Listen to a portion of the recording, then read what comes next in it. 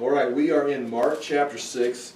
Mark has been teaching throughout this book he's writing. He writes sometimes with sandwiches where he'll introduce a subject, and before he finishes the story, he'll insert another story in the middle of that story. And that's what we've got here. Last week we started with Jesus sending out his disciples. Right around verse 32 of chapter 6, his disciples are going to return, or 31, 32, they're going to return. But during that time of sending out disciples and their return, he inserts the story about John the Baptist and his execution. Now, John the Baptist's life has many parallels with the life of Jesus. You know, you've got the supernatural birth of Jesus. You've also got, in a sense, not in a sense, but a supernatural birth of, he's not a virgin birth, but they both involved angels, someone being surprised that they're going to have a baby. Jesus and John, in a sense, met each other while they're in the womb when Mary went to visit her aunt. Then the ministry, the beginning of the ministry was similar, and the ministries, you know, both repent, talking to Israel, talking focused on the Messiah. And then here, in this account, we're going to have the death of John, where he's going to be taken captive innocently. There's going to be a betrayal, someone using him for political advantage, someone not wanting to execute him, like Pilate didn't want to execute Jesus, tried to get him released a couple times. Herod Antipas, that we're talking about tonight, is going to want to get rid of the accusations or the reason for the execution. In fact, he's trying to protect. We're going to see, the word is he was actively protecting John. But Herodotus, this person right here, Herodias, the woman, is going to want him dead because John is threatening with his accusations, because there's a divorce involved. He's threatening that Herodias, the woman, should not be where she's at. Now, Antipas was appointed as a tetrarch. I want to say tetrarch, but it's tetrarch, a ruler of a fourth of a kingdom, Antipas. And so he's fine. But he married Herodias, and that puts her in a position where she was just living a private life, although she's part of the Herod's family tree. She's living a private life. If the public would follow up on this, or if they would listen to John the Baptist, she would be sent away or sent back, and she would have no power. So John is really a threat to, he's a threat to Antipas because of public opinion, but he's really a threat to Herodias because of the only thing she's got is this marriage. Without this marriage, she's nothing. And so that is similar. Herod Antipas is going to want to set her free. She's going to want him dead, and he's going to get caught in the middle. And so it's similar to Jesus' death. So there's many similarities. What I've got here on these notes, and I hope it's not boring or ridiculous, I hope it's interesting, and it's going to open up some background of the story. I hope it's not ridiculous information that's just like a lot of historical facts that don't really play into it. But it is amazing how this all fits together and how the story flows. If you look on page 2, and I'm going to read this to you, this is Josephus discussing John the Baptist and his interaction with Antipas and his execution. So both Josephus records the execution of John the Baptist, but he records it as he was a political opponent that was causing political problems for Herod Antipas, and so that's why he's going to get rid of him. Mark tells a similar story, but the reason, the activity there was it was for moral reasons. And Herod didn't want to execute him, but it was, in a sense, it's the same side, it's two sides of the same coin. Some scholars get in and they start seeing, well, looks like Mark was copying Josephus, but if you understand the ramifications of that, Josephus was written between after 70 AD, and Mark is supposed to have been written in 64 AD or before, Josephus. But you've got to move the dates around. So some skeptics just can't handle the fact that Mark tells a story and Josephus tells the same story, but Josephus is looking at it from the political standpoint that John the Baptist is out here, got a talk show, and is saying things against Herod, and so we've got to cancel this talk show. Where Mark is talking about the religious, the moral, the reason that John was against Antipas was not because he was the king, although he wasn't the king, because that's another part of the story. He's a tetrarch, appointed to be a tetrarch over a fourth of the kingdom. He wanted to be king, but Caligula would not name him to be king. Nonetheless, Josephus is more interested in the political ramifications, and Mark is looking at the same story, but he's got some insight into it. So I'll read that to you, and you'll see some details of that. Now, to set the stage for this, and this is amazing. I mean, if you've ever looked at, if you understand this, I am impressed. If you don't understand it when I'm done, I understand why. Because this is a family tree. Herod the Great is the key figure right here. He's going to end up having 10 wives. On this chart, I've got 1, 2, 3, 4, 5 of them written down. There was 5 more. They're all going to have children. And you can imagine if you've got family drama, put a king that is ruling, who's an Idumean, ruling the Jews by decree of Rome. He's an Idumean coming out of Edom, an Edomite who became known as the Idumeans. They were forced into Judaism by the Hasmoneans, or the Maccabean revolt. The rulers that came out of that forced Idumeans to accept, forced them into circumcision and brought them in. So Herod is going to come from the Edomites, or Idumea at this time. Rome is going to put him in charge of the kingdom of the Jews, and the Jews are going to be ruled by an Edomite who was placed there by the Romans. Now, if you read the Gospels, you're going to find out there are some that are Herodians. They are support. Like we got Republicans, Democrats. They were Herodians. They supported Herod and his family and the Romans who put him in power. But there were also Pharisees, Sadducees, zealots that didn't support this. So there's a lot of political things going on here. How this all starts is Antipater was Herod the Great's father. Antipater, when Julius Caesar ended up, Julius Caesar is going to have to fight Pompey. Pompey comes down in through Judea, and at first Antipater is going to support Pompey, but he's going to lose to Julius Caesar, and then switches his alliance to Julius Caesar and helps him defeat Pompey, coming out of Egypt. In return, now this is an Idumean. If you want a map real quickly, I don't want to mess up the map here.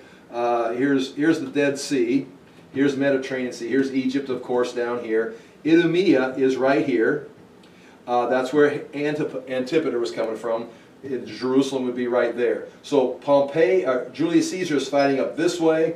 Pompey is coming out of Judea, and Antipater loses to Julius Caesar and then just sides with him and starts fighting. And in response for helping him, he is given the territory that was taken from Pompey. So he becomes the ruler of Jerusalem and eventually part of Galilee.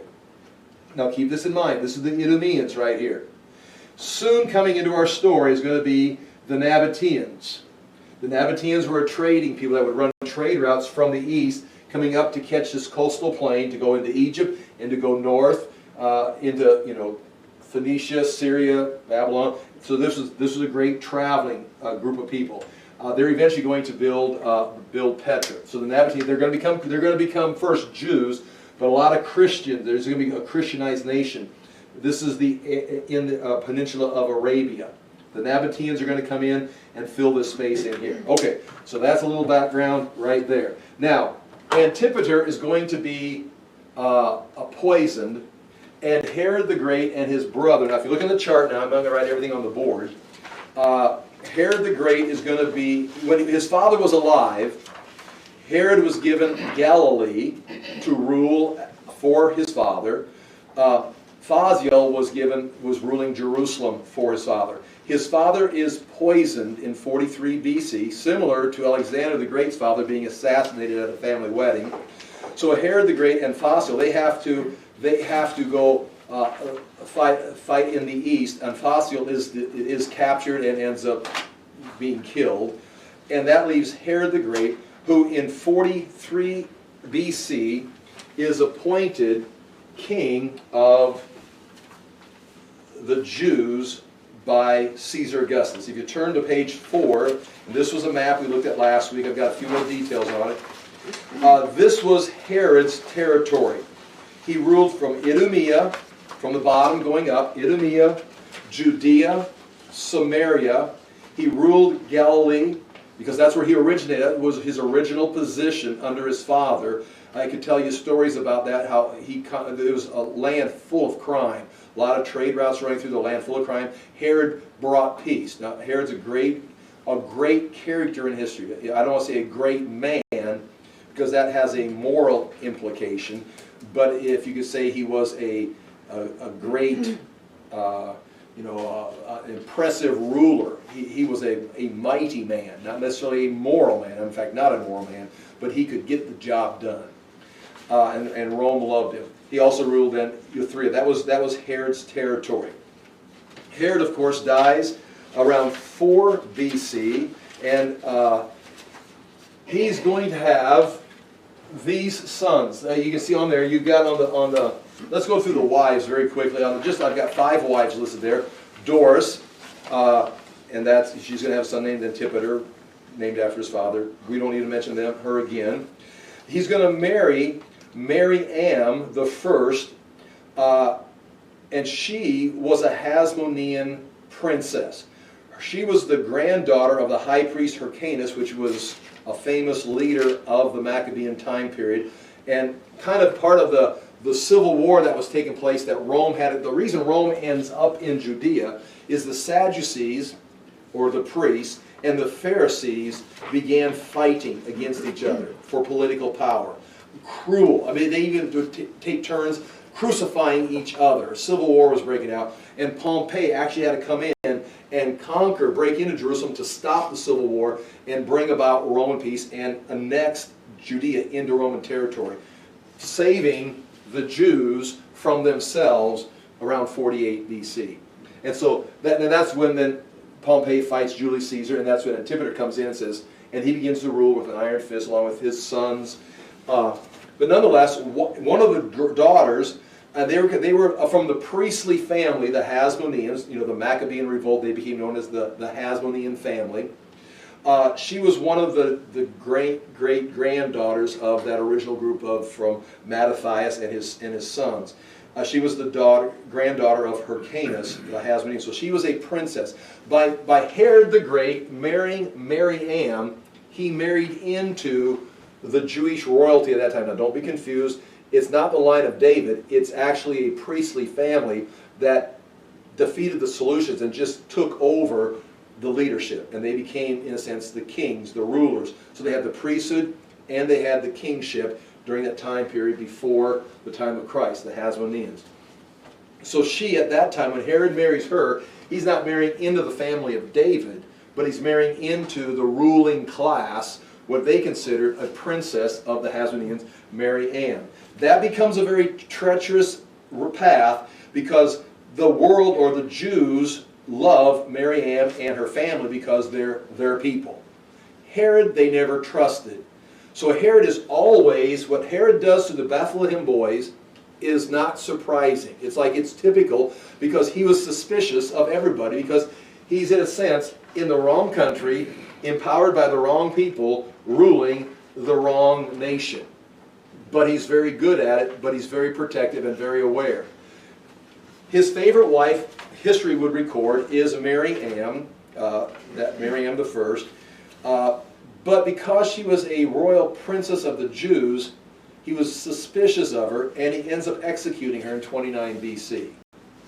He wished he hadn't done it after it was done, but you know how, all the intrigue that goes along with hiding documents by your Corvette and raiding Mar-a-Lago, and then you've got, the Twitter and all this conspiracy. You don't know whose side you're on, and so if you got the power, you just start killing people.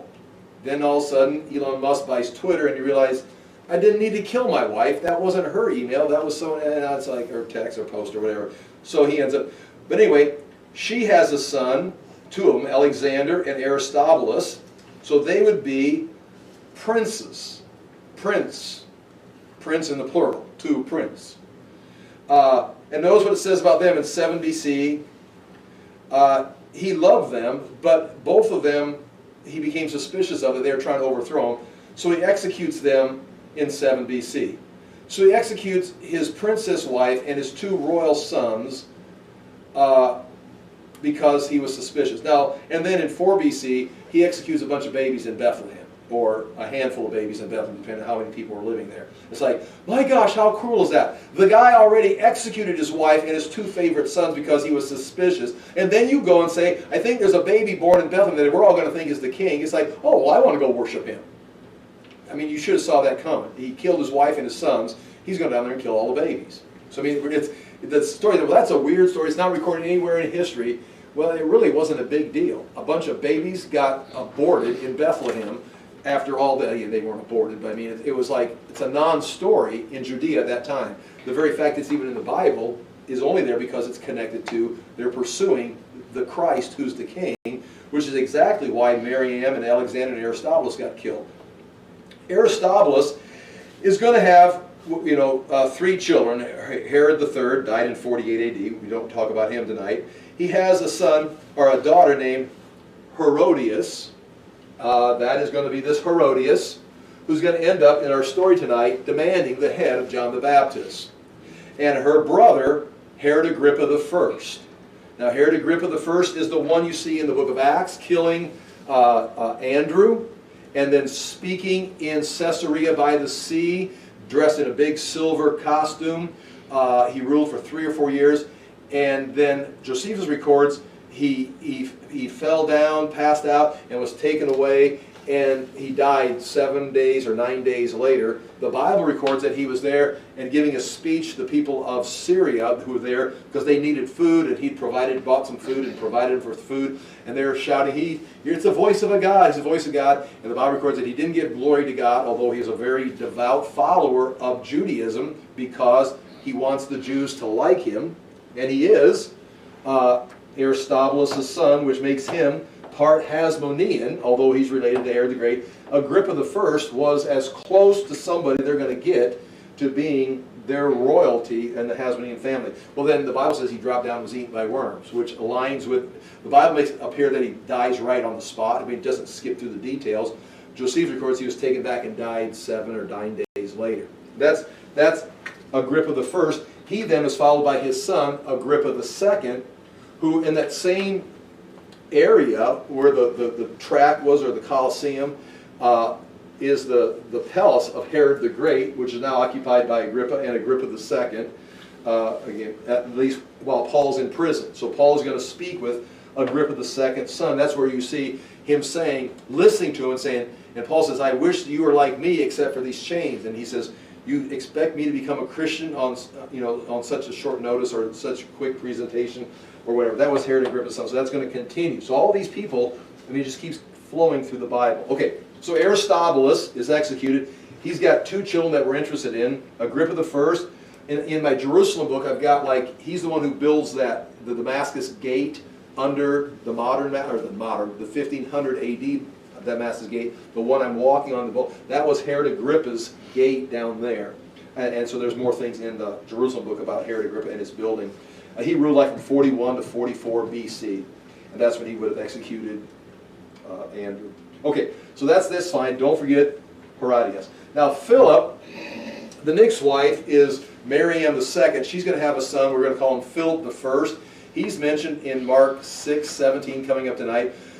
He's going to actually marry Philip, Aristobulus' step. Now notice, all these guys are going to be marrying all kinds of women that are like their nieces and their grandnieces and their husbands' wives and each other's daughters, all this, however that works. So anyway, Philip is going to marry his brother, half-brother, Aristobulus' daughter, Herodias.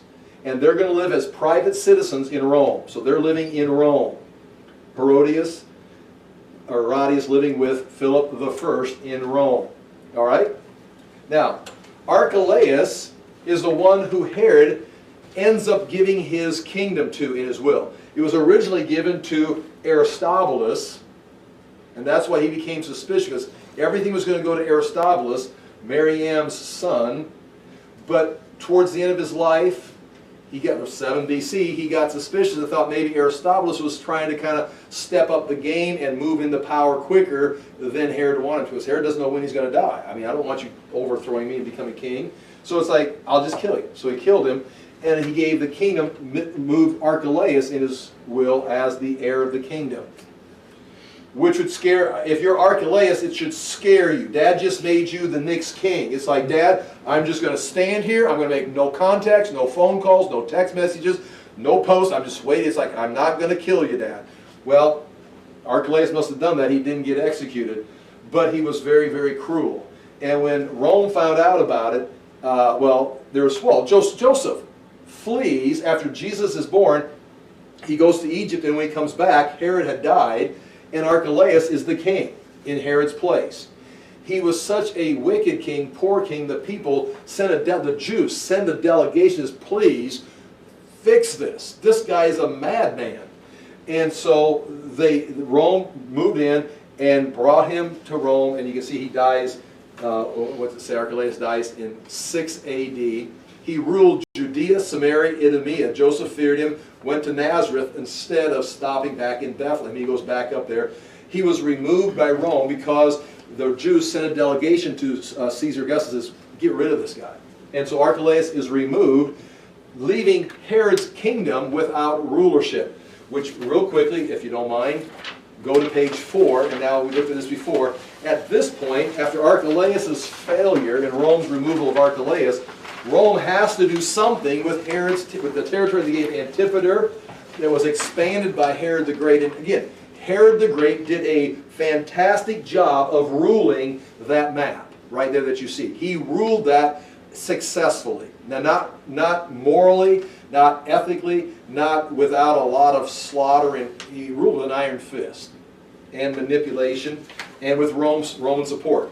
Well, upon Archelaus' failure to be able to match his father's leadership, Rome removes him and divides it into 4 parts. And that's where you get the word tetrarch.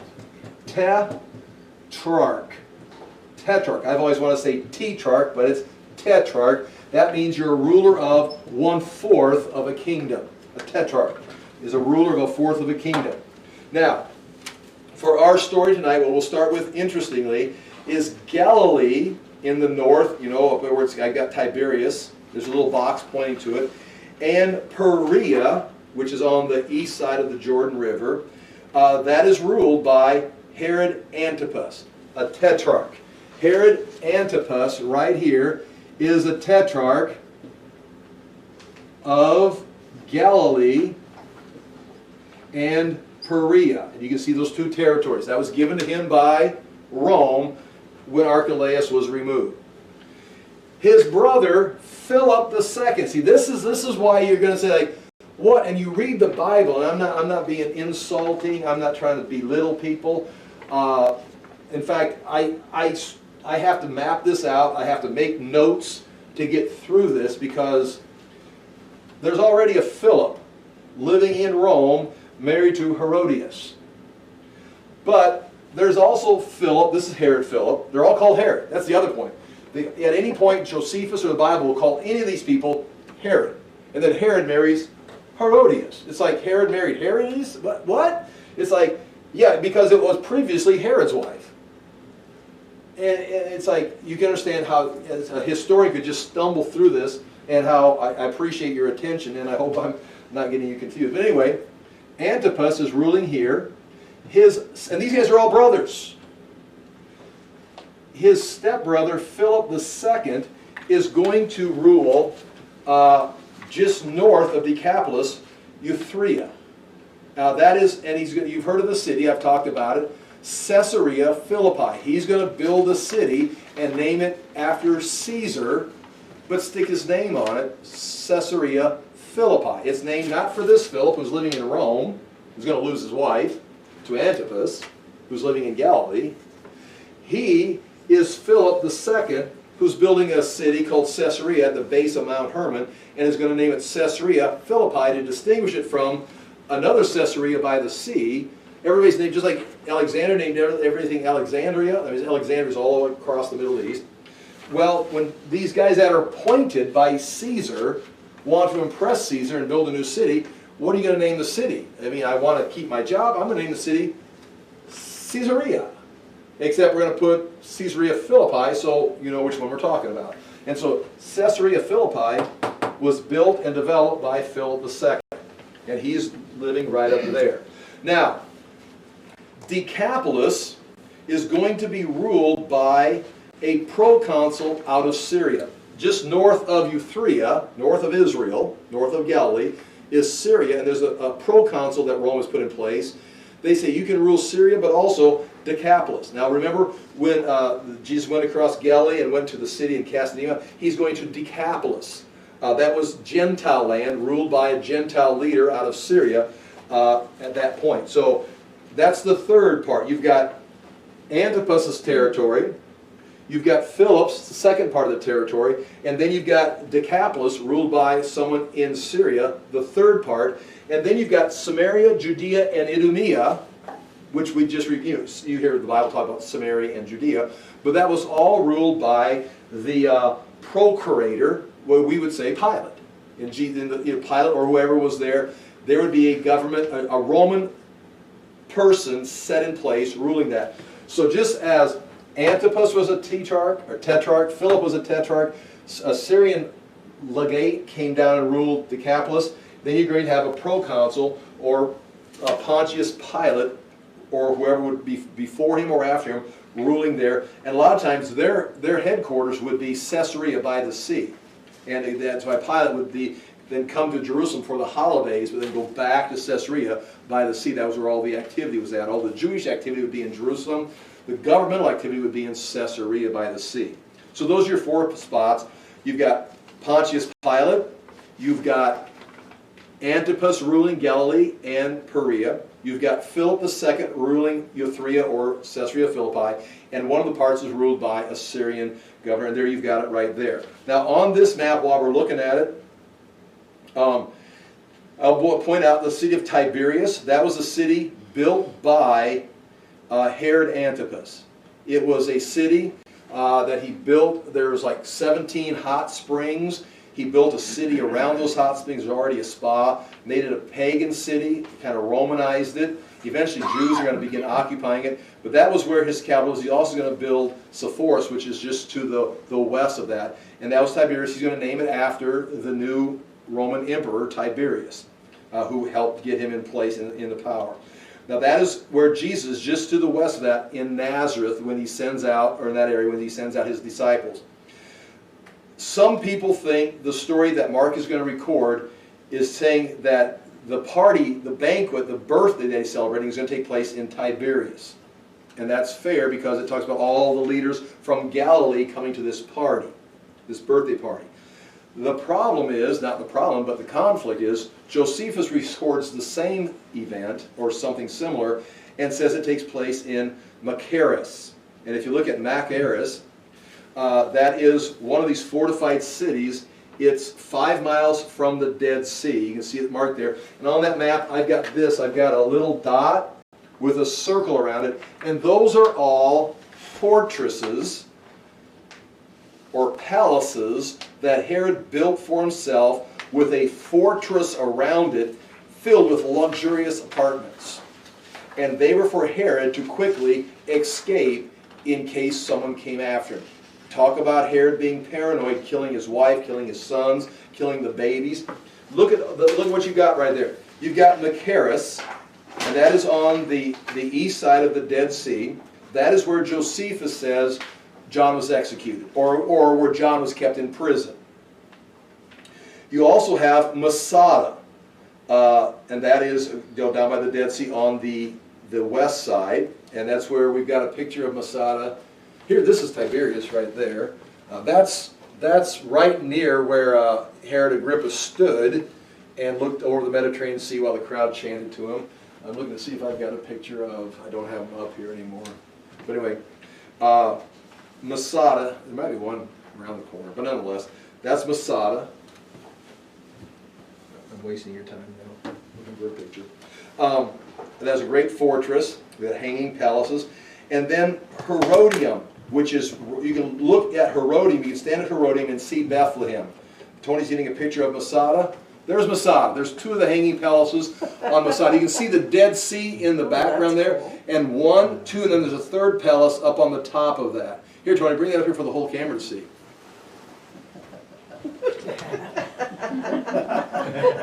Hang on now. There's Masada. All right. And that was one. And again, look at the palace. This is a round palace hanging off the cliff. Here's another palace down here, and this is the remains. And there's a third one up here, and they were very luxurious. In fact, I've got a couple pictures there, again in black and white. They're in color online there, and you can see the painted walls of Masada and the pillars. And again, that's exposed to the weather all year round, and it's been there for 2,000 years. Okay, that Masada. When David talks about going to the rock, you are my rock, I hide in the rock, David hid at Masada. It was called, in fact, Masada means the rock. And David, when he talks in Psalms about going to the rock, this would be one of the places he fled to. In fact, En Gedi is very close to it. Anyway, Herodium is, I was going to talk about just south of Jerusalem, a couple miles. That was a man-made, you can see a picture of that at the bottom of the page. That was a man-made mountain. Herod made that mountain. He brought in dirt from all around and built, imagine, to build all this stuff up Masada, the building materials would be an incredible feat. There's much more we can say about that. The same thing, Herodium, he built that up, made it a magnificent fortress.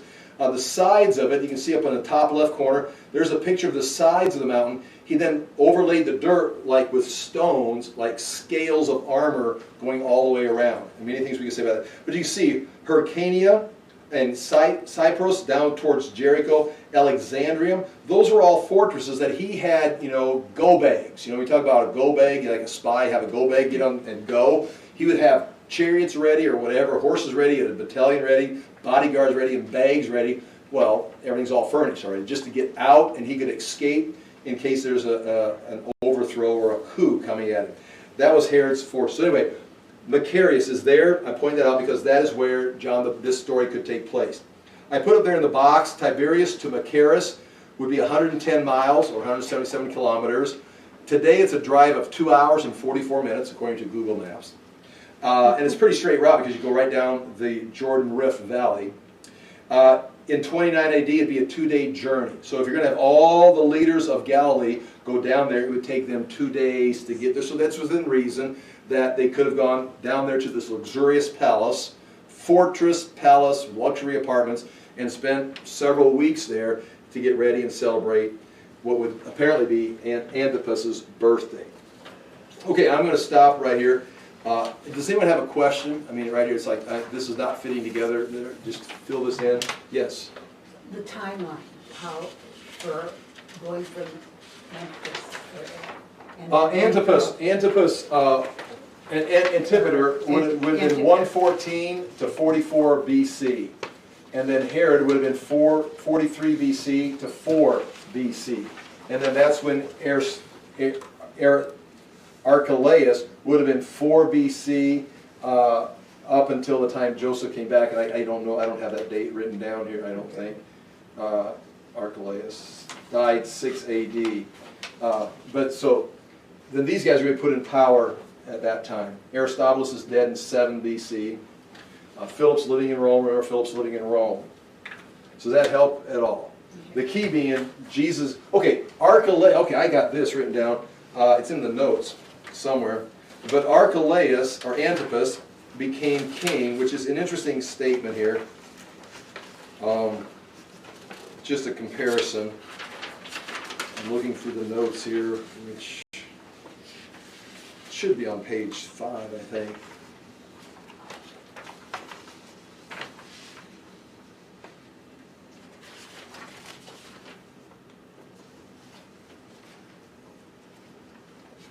I underlined it so I could see it. But Jesus' life and Antipas's, maybe it's in the notes right before. There it should be right. Anyway, I'm comparing Jesus' life with Antipas's reign, and the years are basically this. Oh, there it is, point 3, on page 5, point 3, and it is 3b1. Antipas ruled from 4 BC to 39 AD, and Jesus lived from 4 BC to 30 AD. So you can see how similar their time was. Let's look at right there while we're there. That's probably where I want to go next. On page 5.3, King Herod is Antipas, the ruler of Galilee. Antipas was raised in Rome, so Antipas is familiar with Rome. All these guys would go to Rome and be trained and then come back. So they were educated, cultured individual. Antipas was served as a tetrarch. We talked about that, okay. Point C, Herod Antipas built Tiberias. We mentioned that. Talks about the city. I mentioned that.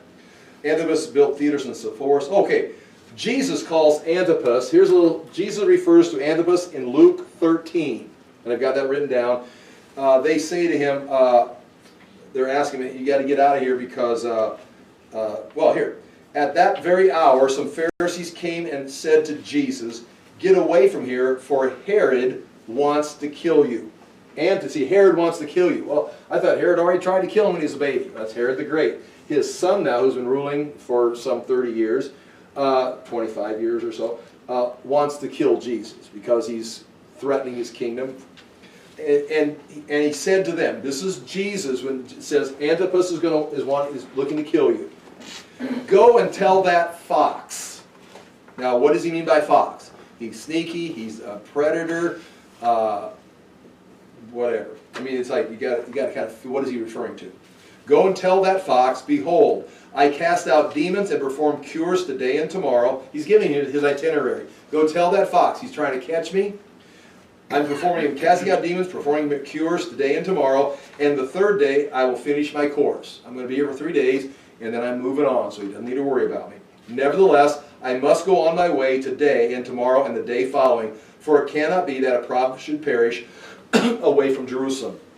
Go tell that fox he's not going to catch me, because I'm not going to be caught until I get to Jerusalem. I'll tell you exactly where I'm going to be. I'm going to be here for day 1, day 2, and on day 3, I'm going to leave. I'm going to be here doing this very thing, and you're not going to catch me because a prophet's not going to die except in Jerusalem. So, tell that fox, hunt well, but you're not going to catch me. So Jesus wasn't too impressed. Another time in Luke, I think it's chapter 23, Jesus is before Pilate, and Pilate is asking him questions, and Jesus is dialoguing with Pilate, which is impressive. They're having a conversation, and we got bits of it recorded. And Pilate's trying to figure out a way of getting Jesus set free. And when he finds out Jesus from Galilee, they're in Jerusalem for the festival, for the Passover. Antipas had come down for the festival, down for the Passover. So Antipas was in town, and he's in charge of Galilee. So Pilate thinking, hey, he's in charge of Samaria, Judea, and Idumea, and you're from Galilee? Not even my problem. Take him over to Herod. And so he took him to Herod, Antipas, and Herod was glad to see him because he'd been wanting to see Jesus. He had never met Jesus. He'd heard about him, wanted to kill him. Jesus had heard about him. Now, for the first time, and Antipas is there asking, talking to him, and Jesus won't even speak. He's just like, one, he's already killed John the Baptist. I'm not sure I don't know what Jesus was thinking. But Antipas has been trying to kill Jesus. He's killed John the Baptist because a woman manipulated him and made him feel pressure, and he did that. And and finally he just sends him back to Pilate. So Antipas does get to meet Jesus, but Jesus says nothing. Doesn't share the gospel with him. Doesn't try to convert him or do a miracle to convince him. I don't know if he made eye contact. He's just. Where Pilate, they're having a conversation. Jesus says, I don't come from here. I'm not here for your kingdom. My kingdom is from somewhere else. If my kingdom were here, my people would fight for it. But we're not going to fight. This is yours. Mine is coming. And it says, and they said about truth. I came to proclaim, what was it, defend or something, proclaim the truth. I came for truth. And Pilate said, well, what is truth? You know. And so there's a good conversation. I mean, they got into philosophy, they got into religion, they got into ecclesiology, they talk about a variety of things. Antipas, nothing, which is kind of interesting. All right, we got to get through some more details here. So I'm going to now go to page 2. There's some more details. Oh boy, there's so many great things to happen here. All right. Josephus on page 2. This is not the Bible. This is Josephus. So I hope you're not disappointed. But this is, there's going to mention a guy named Aretas. Remember I talked about Idumea, where the Edomites came from, and Herod came from, or where they settled, Edomites settled. The Nabateans coming in from the east, they came in and run trade routes. They're going to settle in that area, part of Edom, including Petra. And Aretas is going to be the king at this time. Aretas is the king of the Nabatean Empire, kingdom, not empire, kingdom, that is just south of Edom, includes part of Edom, including Petra, and Aretas is the king. Aretas wants to have peace and negotiation, and they always send their daughters to marry royal marriages, and Aretas has sent his daughter to marry, and is married to Herod Antipas early on, during his reign.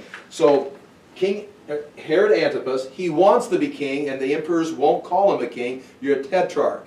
Now, John the Baptist, or Mark, is going to refer to Herod Antipas as king in his writings. He is not king. Now, the question is why. I don't have the answer. Why is Mark referring to him as king? Is because locally they called him king because his father was king. Agrippa is going to be called king legitimately by the Romans. Antipas wants to be king, but they said no. Does he still put himself off as king? Is he known as king, just kind of like a nickname, kind of like, leader? Is Mark mocking him? And remember, Mark's writing in Rome, apparently. So is he calling him king by the Romans, maybe kind of justifying the fact that the Romans are going to end up exiling Antipas. Antipas and Herodias Herodias are going to be exiled up in north of into I want to say Gaul, not Gaul, Galatia. I'll show you here in a minute, and lost in history. Nonetheless, so that first thing that comes up is Aretas. About this time, Aretas, the king of the Arabian city Petra, the Nabateans, and Herod Antipas had a quarrel. Herod the Tetrarch had married the daughter of Aretas, called Phasaelus, and had lived with her a great while. But when he was once in Rome, he lodged with his brother Philip. So Antipas goes to Rome to visit and stays with his brother Philip. They're both their fathers are Herod the Great, but different moms. You can see the moms on here.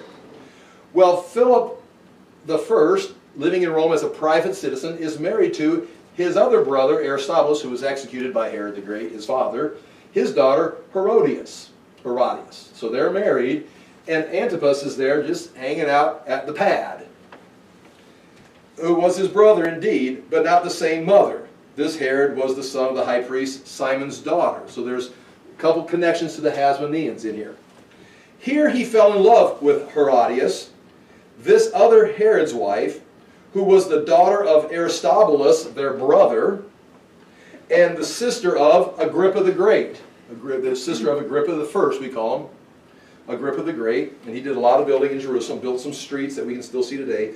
Antipas ventured to talk to her about marriage between them.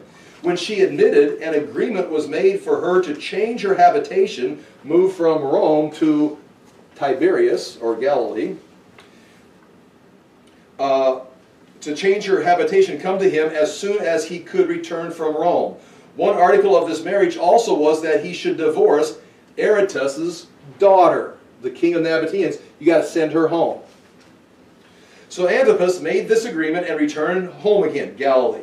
But his wife, the daughter of Aretas, the Nabatean princess, had discovered the agreement. I'm not sure if they posted it on Facebook or something.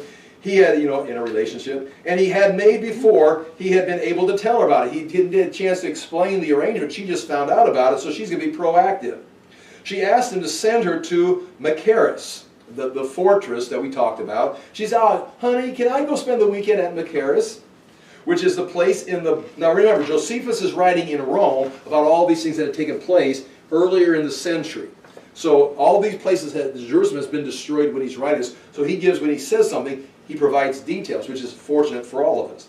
Which is a place in the borders of the dominions of Aretas and Herod. So it's right there, this Machaerus is right there on the borders where Herod's territory in Perea edges up against the Nabateans' territory. So the two kings' territory, or the Tetrarch and the king of the Nabateans, their territory is right there. So if she can get down to Machaerus, she just got, send a text message and Dad will send some troops up to get her.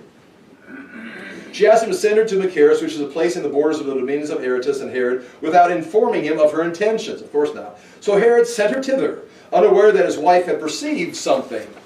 Earlier she had sent to Machaerus, and all things necessary for her journey were made already prepared for her by a general of Aretas' army. She sent some information down, some things, and a general made contact with the king, her father.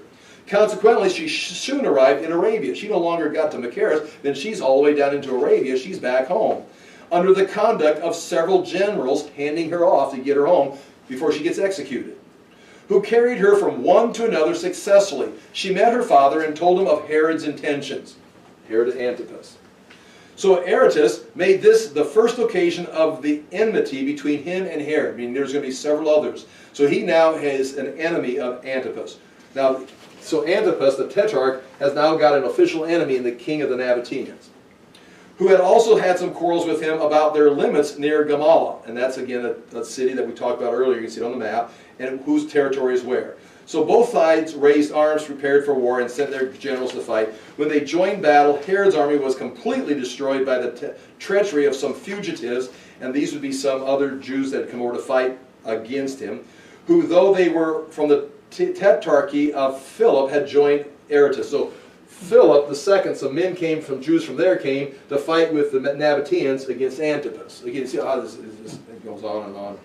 Now, army. So Herod wrote about these affairs to the emperor Tiberius, who kind of gave him some favor, and Herod has built a city, Tiberius, named it after him. So he writes, says, I need help, Tiberius, who became very angry at the attempt made by Aretas, and wrote to Lysias Vitellius, the governor of Syria. So that's the governor of Syria, who's also controlling that area of Decapolis. So Antipas writes to Rome to Tiberius. Tiberius writes to the leader of Syria, who's also in charge of Decapolis, says, get him some help. We got to defeat this guy, because this is my man. The governor of Syria, to make war upon him, and either to take him alive and bring him to in bonds, or to kill him and send him as his head. Send me his head to Rome. This was the charge that Tiberius gave the governor of Syria to help Antipas. Now, some of the Jews thought that the destruction of Herod's army came from God as a just punishment of what Herod had done against John. Now, here we go. Now, this story continues. I can continue that story, what takes place, because it's very important in Antipas' life. But Josephus, all of a sudden, during all this drama of the Herods and the Nabateans, and the emperor sending the Syrian leader to come down and help Antipas, Antipas' army had been defeated by Aretas. Josephus says, many of the Jews, one of the reasons they fought against him is that, why Philip sent his men, is this. Now, some of the Jews thought that the destruction of Herod, Antipas' army, came from God as a just punishment of what Herod had done against John, who was called the Baptist. Now, this is not a Christian insertion. Now, sometimes you find people, well, that was added by the Christians later. And yes, you can see sometimes stuff like that has happened. Even if you follow the text of Scripture, things are changed and people add stuff. You got to go back and find the original. Because, yes, things have been changed, misspelled.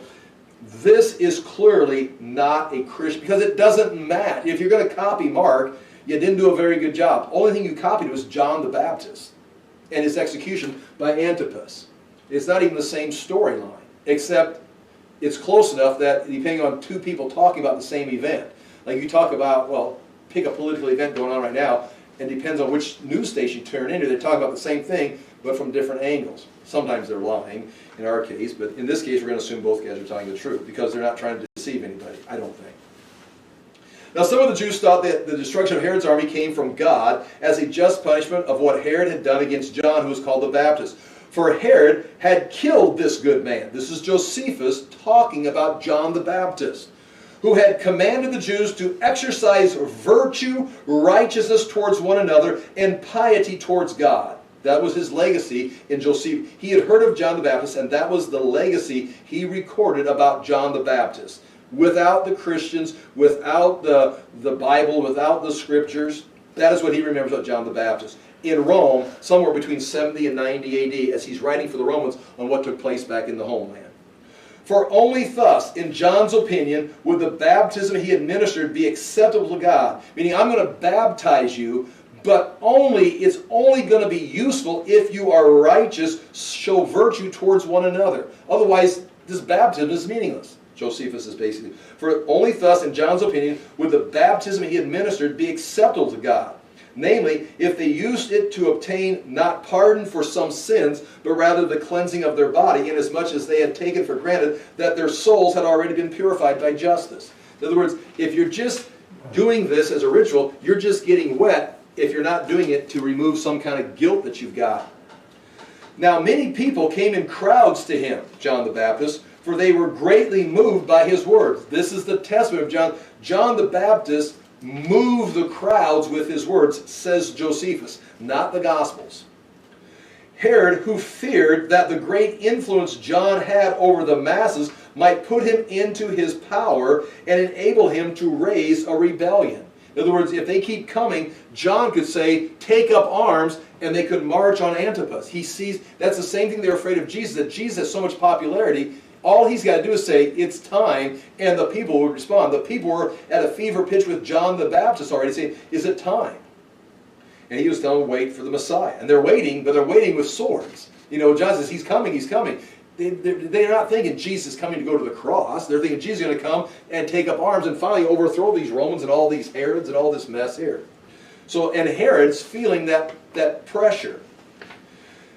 And enabled him to raise a rebellion, for they seemed ready to do anything he should advise. Thought it best to put him to death. I think it's best just to kill John. And that's what Josephus says. In this way, he might prevent any mischief John might cause and not bring himself into difficulties by sparing a man who might make him repent of it when it would be too late. In other words, John's a good man, but he's got a crowd. If he just flips the button, that crowd is going to come against me, and now I've lost my chance to kill John because now he's got an army. And I will blame myself for not killing him when I had a chance. So I'm going to kill him. Who's he thinking like? His dad.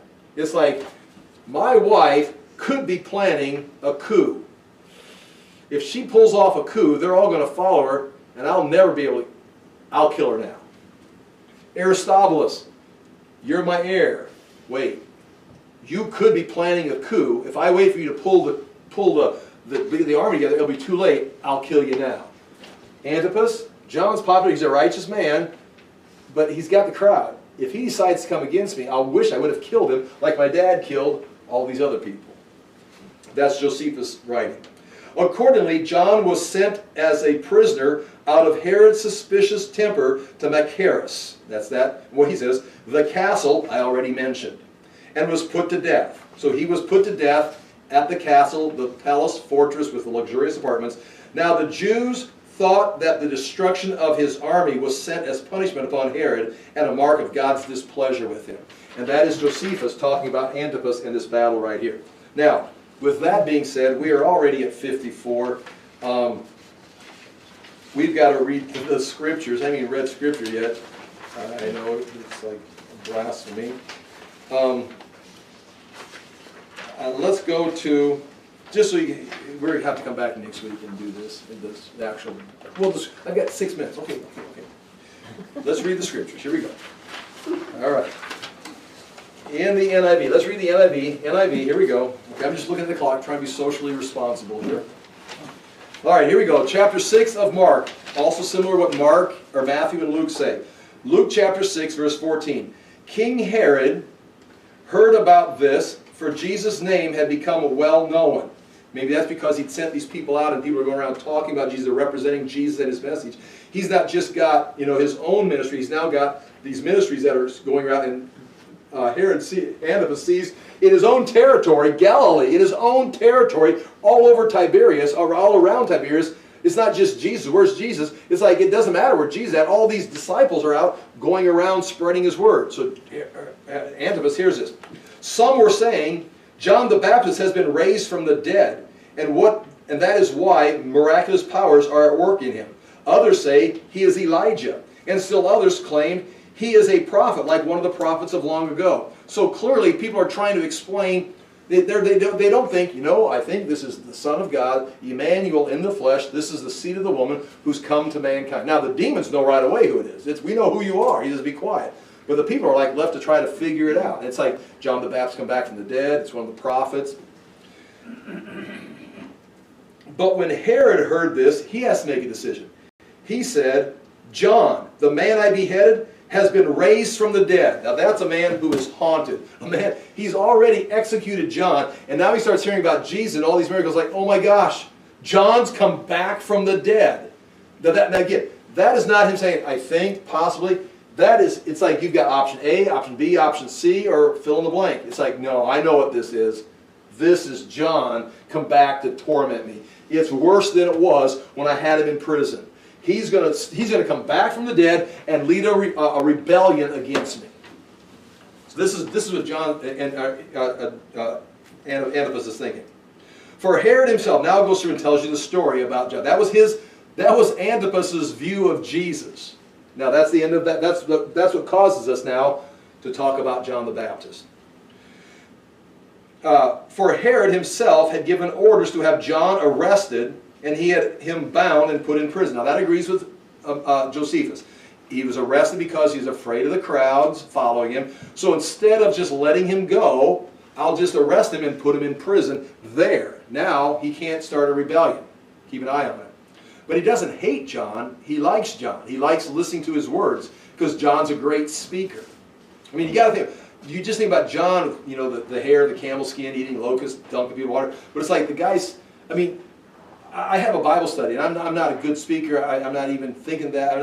I just try to communicate the best I can. But John was out in the wilderness, shouting in the wilderness, and the crowds flocked to him, the whole nation. Josephus records, this man was, obviously, but I'm going to say it, he was like light years beyond my speaking ability. He was light years beyond capturing an audience with thoughts and words, because he's in the wilderness, and Herod himself is terrified of him, and he's just talking.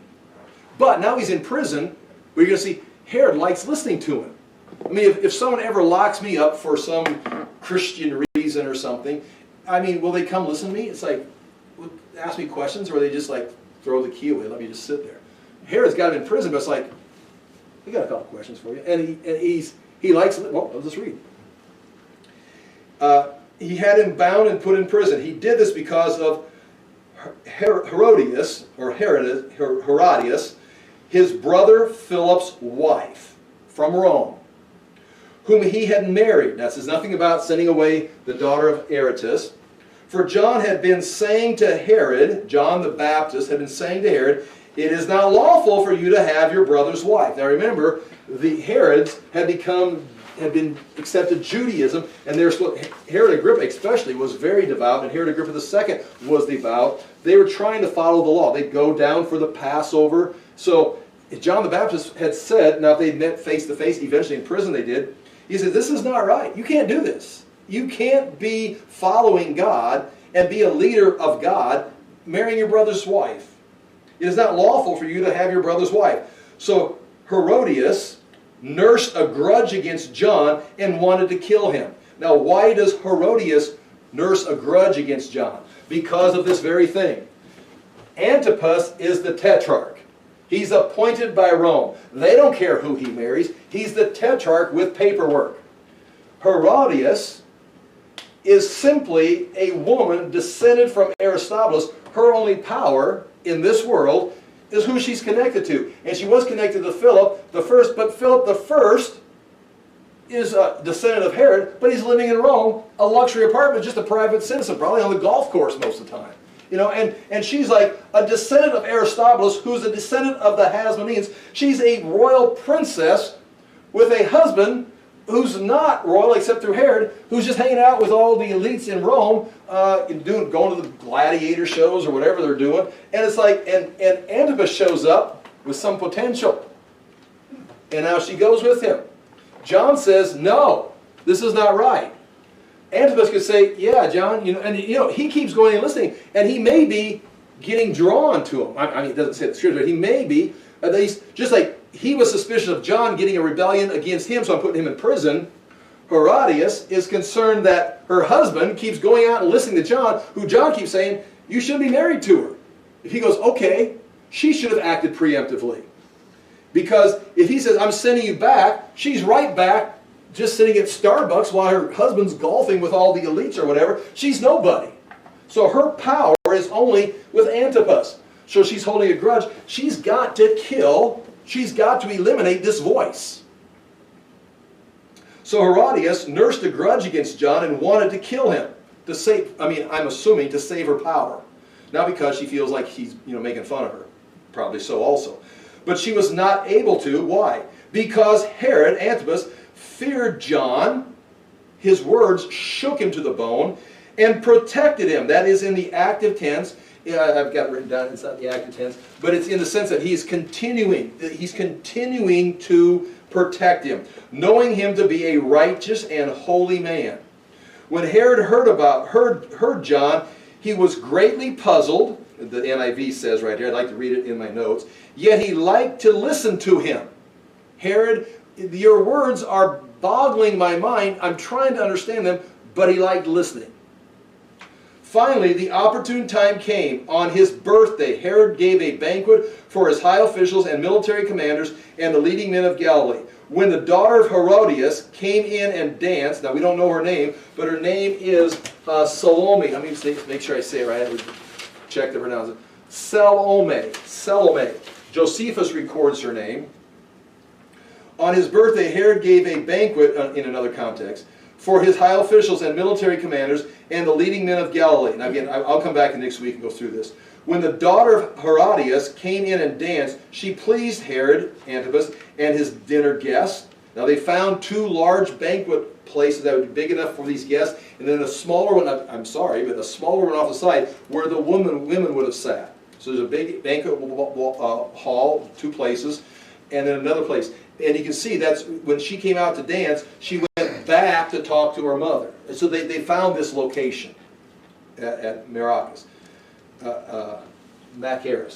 When the daughter of Herodias came in and danced, she pleased Herod and his dinner guests. Again, the dance would be very, I would say, not like ballroom dancing. It would probably be something like you'd shut off on that during Super Bowl halftime dancing. The king said to the girl, ask me for anything you want and I'll give it to you. And he promised her with an oath, and the guests are all listening, whatever, because she just got done dancing for him, so all the lights come back on and the microphone's there and he's talking to her. And whatever you ask, I'll give you up to half my kingdom. Now, he's either flattering himself, using a figure of speech or whatever, because he cannot, the tetrarch appointed by Rome, cannot give away a half of his kingdom. He'd be giving away an eighth of the kingdom, because he's got a fourth, and it's given to him. He has no authority to give it away. He's not even called king. She went out into probably the other room, the smaller room where the women were, that they have excavated, and said to her mother, what shall I ask for? The head of John the Baptist, she answered. At once the girl hurried into the king with the request. Again, I want you to give me right now the head of John the Baptist on a platter. I've got to go to the notes here for this because the English, the NIV is fine, but the English Standard is following it more literally. Look at verse 20, page 8 of the notes, verse 25. And she came in immediately with haste to the king and asked, saying, I want you to give me at once the head of John the Baptist on a platter. And you can see right there in the Greek, it doesn't say it just like that. I'm reading the bottom line of the Greek. At once you give to me upon a platter the head of John the Baptist. So I've got point A under point 1. It would sound like this. I desire that at once you give to me upon a platter, and then anything could have gone in that blank. So I desire that at once, I want it now, I don't want you to wait and be able to negotiate your way out of this. Give to me, and I want it on a platter, the head of John the Baptist. And he would have been right there with her, always said, the head of John the Baptist. It's like, And I'm going to continue now reading here on the notes in the English Standard. And the king was exceedingly sorry, but because of his oath, he doesn't want to do it. Just like Pilate, let's get a correlation, a parallel. He doesn't want to do it, but because of the peer pressure, but because of his oath and his guest, he did not want to break his word to her.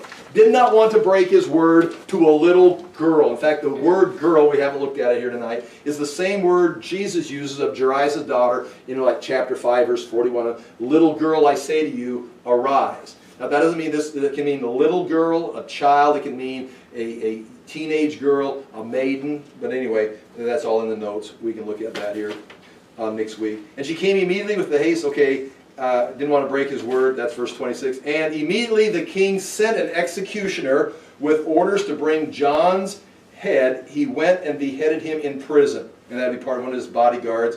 And brought his head on a platter and gave it to the girl, and the girl gave it to her mother. And Herodias' position is secure as now Antipas. And as the rest of this chapter goes right, not the chapter, but the information, I'll have to pick it up next week. She began now to pressure Antipas to ask Rome to let him be called king, because Agrippa is going to be called king. Her brother is going to get the title king while Antipas is still alive. After Jesus is dead, John is dead, Antipas and Herodias are still living in Tiberias, and her brother gets the title king to absorb some of the territory.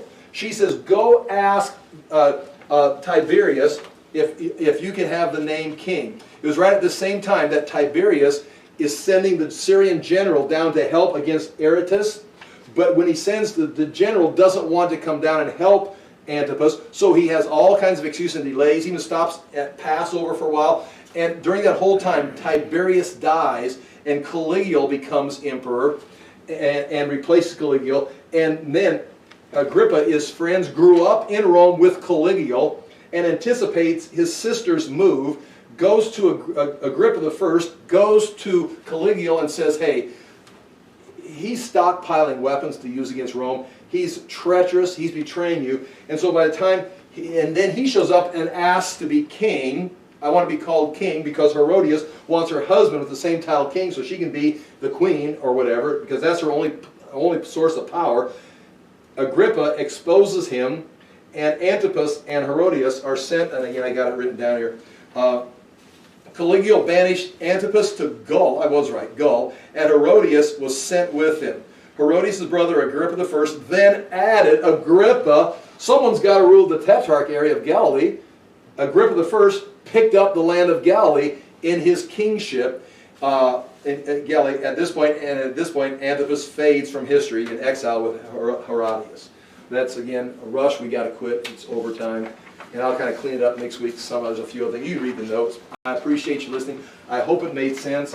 I know we didn't spend a lot of time in the Bible, but for me, this background breathes life in the Bible, if I can say that without being blasphemous. It gives us a historical setting, not just some little Sunday school account of John getting his head cut off.